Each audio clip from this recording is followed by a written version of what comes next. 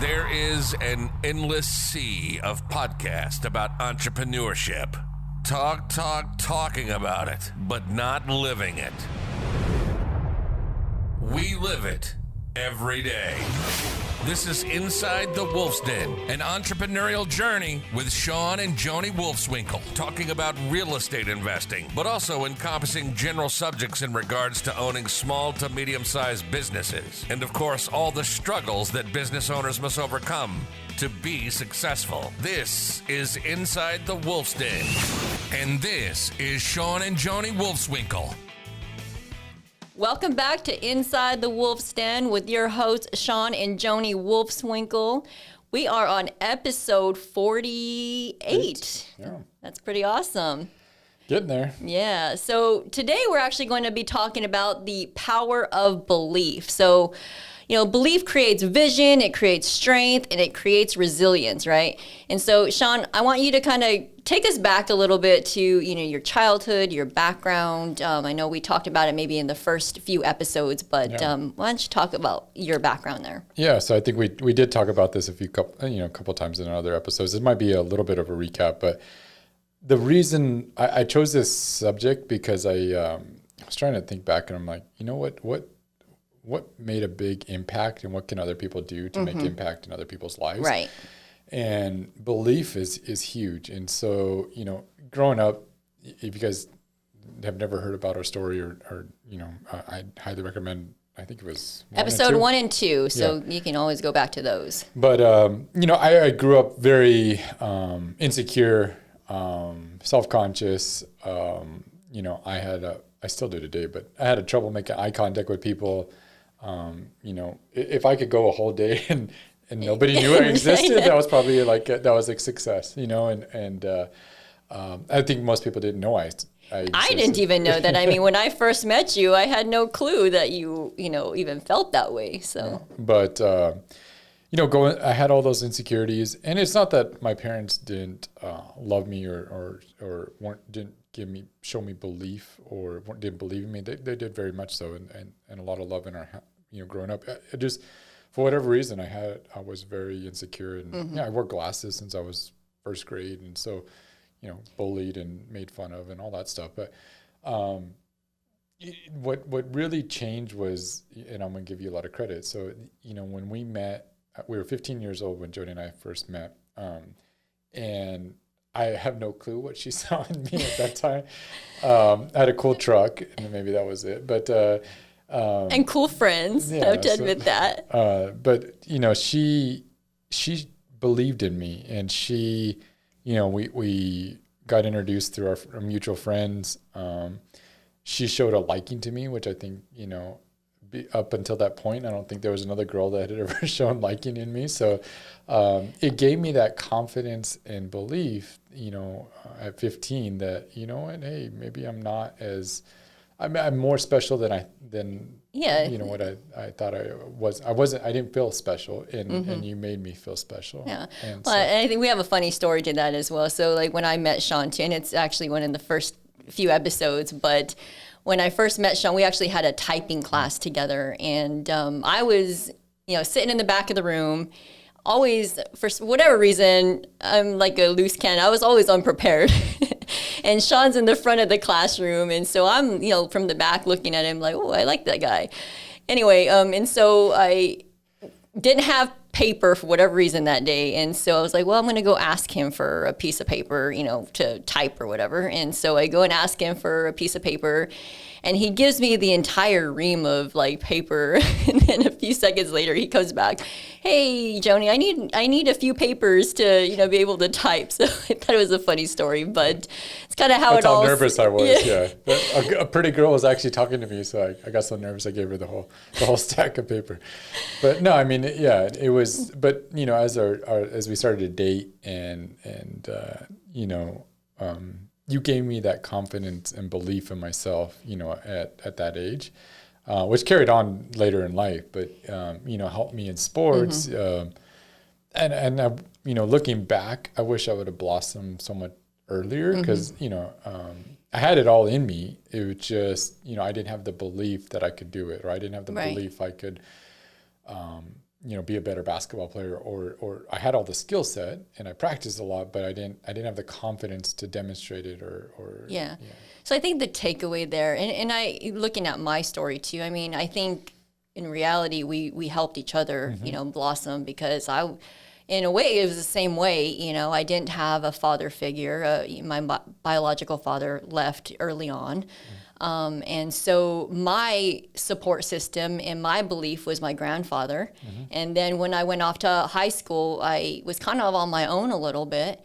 And you were really that belief in me, to go that extra mile, push myself beyond what I could be, what I thought that I could be pushed at. So I think the takeaway there is, if you can be that light to somebody and believe in somebody, it makes a huge difference, right? And that's usually all people need is somebody to believe in them, that they can do it, that they can accomplish something. And so I think, for each other at a very young age, we were our beliefs, and from very different backgrounds and experiences, but we were that you are special, you can do something great, and we carried that for each other. And so and be that encouragement. I know that like others out there, I mean, if you're listening to this, it means a lot just to encourage others to be able to do things, and it's if you can be that support system for somebody else, like, to me, it feels good knowing that I helped somebody. Yeah, and I think your grandfather, what helped you, and he believed in you, why you had such a close relationship, was like he was the one that bought you your first car, but he was also like, he went to every softball game, and he was there like encouraging you and not supporting to quit. Even my first job, he drives me to my first interview and encouraging me along the way. If you read my book, The Choice Is Yours, and if you haven't got that book, I encourage you to get that. But so he was my biggest fan no matter what. Yeah, and tell that story with the talk about like what he did, or I remember the interview or something like that. Am I saying it right? Yeah, no, I mean, so 15 years old, I wasn't actually, it started at like 13 or 14. I wanted to get my first job, and I wasn't even old enough to get a job. And so once I hit 15, I got a worker's permit. My grandfather took me to go get a worker's permit. My mother didn't even know this at this point. Like, she didn't want me working because it was another responsibility for her to be able to drive me to a job. Yeah. But my grandfather's like, hey, I'll handle it. Don't worry. I'll take you. And so he's, driving me to this interview. I had no clue what to expect. And he's, giving me some pointers on like, what to say, what to do. And then, at the end of the interview, I was acting like I got the job. I'm the, badass, I guess, and he's like, tell me, all right, Joni, like, take it down a notch. Like, don't, be disappointed if you don't get the job, So, again, he's teaching me it's okay to fail. Yeah. Right. And so, and then they called, what did they say? It took them weeks before they called me. And finally, I was persistent. Every day I was calling on the phone. Hey, did I get the job? Until the point that he told me, fine, you got the job. So anyways, but he was your belief system too, even before me. But absolutely. And then we, throughout high school, we carried it. And then into college, if you don't know our story, we, started in real estate at 19. And I had seen an infomercial, had some money set aside to go to college, use that money to go to these sign up for boot camps and seminars and all that. But you believed in me at that time. And you're probably maybe naive, but you I think that, and maybe it was a little bit naive, but I'm like, if this is your passion and this is what you want to do, like, I'm going to support you 100% in this, and I'm in it with you just as much. So. Yeah. So even, at that, when we were 19, you were working 3 jobs. We're trying to start a real estate business and flipping houses. We bought our first house at 19, which made you nervous. But again, you believed in me. You gave me that confidence that, hey, if you think this is going to work and you think we can make money at this and build our future, well, let's do it. And so, like, again, whether you didn't know no better or not, you encouraged and pushed me and motivated me and gave me that strength to make it happen. And we're doing it together. And so I think that there's a big takeaway there is like, if you do have a spouse or significant other, you're probably the one that can impact them the most. And I think, Joni and I have really always been our biggest cheerleader, right. Growing up and later, and even to yesterday, I felt like I was getting, my butt kicked on some of the decisions we made and some business decisions. And it's like, even when we get knocked down, you're still there encouraging me and still there supporting me, saying, hey, you know what, we'll get this, we'll get through this, picking me up when I'm down, and each other's rock is what we always say. We're there to give that support and that rock to lean against when we feel like we can't. Absolutely. And you don't have to know even if your spouse isn't involved in the business, or, you can still support them and still encourage them, that they're making the right decisions. I tell this to a lot of my friends that are in business for themselves, where, they might feel like they're alone in some situations. I'm like, if all they need is an encouragement and confidence that, and so your spouse can be the number one impact. Yeah. And even for your children too, to encourage your children and be that impact for them. Correct. And we really try to do that with our kids. And there's times you had to pull me back and say, you know what, Lucas just needs you to believe in him, just needs you to encourage him right at this time. Don't push him. Don't point out every mistake he made. Right now he just needs to let's talk about all the positive things that he did in the game, not point out the few times that he messed up or missed an opportunity. Let's look at the positive and let's build on that. Right. So sometimes you have to remind me of that, but you can be your kid's biggest encouragement as well as along your spouse. So. Yeah, and your staff and employees as well. I think that's big too. I mean, especially a few weeks ago, we experienced a disaster here in Houston, and everybody was tense up, and tenants yelling at us, owners yelling, and it's just chaotic. And to be able to encourage your team that, don't give up, like, let's get through this together. We're getting through it together. And believe in them that they can get through this. Exactly. Or that they can do it. Yeah. And they can make the decision. They can make the decisions, not your decision. It's their decision. Yeah. Something we do in our companies is they got cheers for peers. And there's something else they call it on Teams. I don't know. It's like praising or something like that. Is the Thankful Thursdays? I don't know. Yeah. Anyways, but the whole theme is Thankful Thursdays, cheers for peers. It's just giving acknowledging what people are doing and sometimes that acknowledgement goes a huge way for them, because then they're like, wow, like they believe in me, or they think I can do it, or I did something great, and then they can build on that. And sometimes it's that little slight hope and belief, especially if it comes from a boss or somebody they respect a lot. Well, I mean, you also have that negative self-talk, where you're telling yourself, oh, I can't do this, and I'm not doing anything right, and all the decisions I make is not right, and just somebody encouraging you can just flip that switch. Yeah, 100%. I mean, another big pivot in our career lives was when we pivoted into property management and the turnkey space. That was a big decision for us, because we had been really house flippers for the last 10 years prior to that. And then the market was changing. It was right after the crash.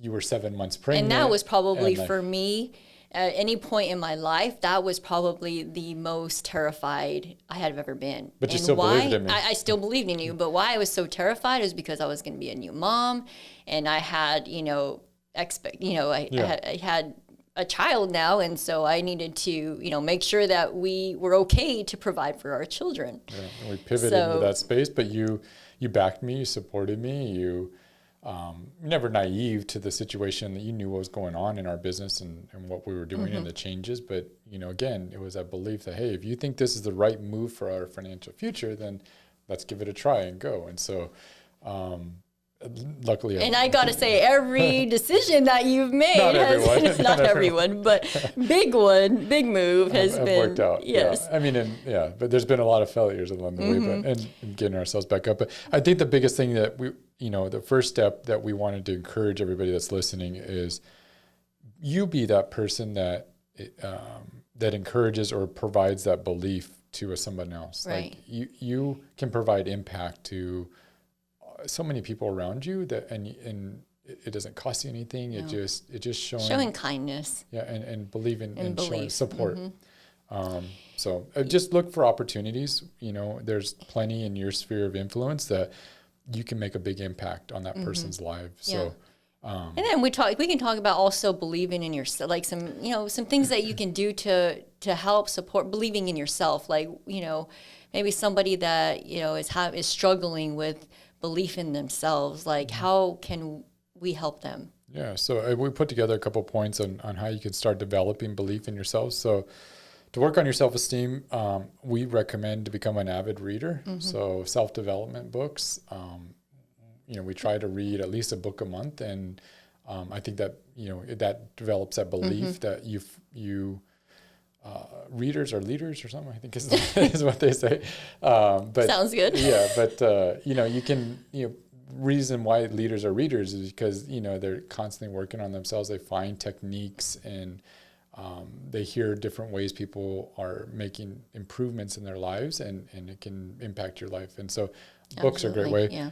Listen to podcasts. Yeah, is another big one. So, I think for those several years, podcasts didn't exist for us, but we would go to seminars, we would go to read books, we'd buy all these courses, and now you got podcasts that are free that people are giving tons of value and information. I mean, listen to it on the way to work, or listen to a podcast, a 30-minute podcast while you're working out in the morning. Yeah. I think that's huge. Starting a morning routine. So I think if you start your mornings right, it parlays into the rest of the day. Setting your day off right so that you have a great and successful day. Sure. So your morning routine. So we've gone over this, I think, in several podcasts, but we like to work out in the morning because, and it starts our day off right. We started with meditation in the morning, prayer, depending on your spiritual beliefs, but those start our day on. And if we miss those, we usually don't feel right that day. Yeah, I mean, it sets the day off if you don't, start your morning routine right. It might sound boring to some people, like, oh, it's just a routine, but I mean, we're big on routines, and that's been, proven in our lives that works for us, right? And so, give thanks. Like, what are you grateful? 3 things that you're grateful for. Yeah. And so, I mean, why we're telling you all this for belief is because it usually, when you start doing these things and you start with that morning routine, you're developing that belief in yourself for the day so that you can conquer whatever is thrown your way that day. Because we're all going to have challenges during the day. And so, when you start off your day with a morning routine, you start with positive, belief system that, hey, I'm equipped and prepared to tackle whatever hits me during the day. Yeah, absolutely. And try not to, read your email the first, when you wake up in the morning, because for me as well, like that email that you get from maybe somebody that is angry, it just sets your day off. So try to wait, until you get your morning routine done before you start, looking into your email. Yes, we've learned that one the hard way too many times. Develop we talked about the time for meditation or prayer, incorporate breathing techniques. So, I don't meditate a lot, but, but it does help. And I know breathing, slow, deep breaths. Do you have any, do you work on breathing? I know you do meditation. You'd probably breathe more than I do. I need to work on that. I need to work on those techniques. But like she said, prayer, meditation, quiet time for me is just quiet time, like just time to think, like if I just have like a moment of silence to just like, let me gather my bearings, let me try to figure it out, is huge for me. A great way to develop belief in yourself is starting some kind of improving your health. So either a diet and exercise plan. That's I think huge for developing belief in yourself. You see the people that have lost significant weight or done that, their belief system and their self skyrocket. Right. So I think feeling good about yourself. And also reducing stress. I know for myself, during the whole pandemic, if I was stressed out about something, I would just go to the gym. So and then daily affirmations. So we share those with work. I know we're on teams, and so we share daily, somebody usually sharing some kind of affirmations for the day. Or post it to your mirror. That's I know that if I'm, feeling down on myself, like I'll write a positive word on a sticky note and post it to my mirror, and just repeat it. Every time I go to the mirror, I'm reading that affirmation. Journaling. And I know you're a big journaler. Journaling is big for me. I do it daily, and it's just, again, to get my thoughts out there. Like, what am I thinking? Like, what am I feeling? Why am I feeling like this? And usually it helps me bring clarity to why I'm feeling a certain way. And also, I think you can go back to some of those journals, reread, and you see, like, wow, look at how far I've come, and look at how I thought back then and what I was going through, and then through a different lens, a year later or 6 months later, it develops more belief in yourself that, wow, I can come through challenges, or I came through that. And it really it's not that big a deal, but, now 6 months later. For sure. And then we've already talked about spiritual, showing gratefulness, depending on your belief, you're a child of God, that God believes in you, whatever you believe, but I know there's a higher power that believes in you as well. But something else I wanted to talk about with belief is a great way to develop belief in yourself is to follow through with your commitments to yourself. And I think this is where a lot of people fail. And it's hard, don't get me wrong. I've struggled failed with that before. Yeah. So if you make a commitment that you're going to do something, or you're going to make a commitment to yourself that you're going to go talk to this person at work or at the bar or whatever, follow through with it. Or if you're going to start a diet plan or something, or, follow through with it, because, or you're going to make this extra phone call to this difficult client, follow through with it, or just pick up the phone and do it right away, because you following through with your commitments to yourself is what's going to develop that belief. Right. And it can start small. Like sometimes people look at I'm going to go lose 100 pounds. Well, start small. Start with something easy that you can obtain. Attainable goal. Yeah. And so then that little, you knock it out. Okay, I can do that. And you just build on these small little increments. But following through with commitments to yourself will definitely, build that belief in yourself and your self-esteem. That's so true. The last thing I want to talk about is focus on the positive as well. I think that, when you think about the negative, you're going to be negative. Like change the narrative, in your mind. Like just always try to focus on the positive. Yeah. So you tell me all the time. Change the narrative. We tell our kids, change the narrative. Let's turn that around. Yes. So. But cool. Well, I hope you guys enjoyed that. Just a quick little podcast today, but hey, share it. Please give us some feedback. We'd love to hear how can we improve, what can we do better. If you're liking it, please rate us. Give us a 5-star review. That we would love that, so we can share this and make a bigger impact on people. You've been listening to Inside the Wolf's Den, an entrepreneurial journey with Shawn and Joni Wolfswinkle. Tons of entrepreneurial podcasts are out there. Talking. But Joni and Shawn are living it every single day. Their portfolio now includes many franchises and medium-sized businesses. We talk about the trials and motivators of successfully running a business. Join us again soon for another podcast. But until then, reach out on the website at InsideTheWolfsDen.com, on Facebook at Inside the Wolf's Den, on Instagram at Inside the Wolf Den. We'll see you again soon. This is Inside the Wolf's Den. We'll see you next time.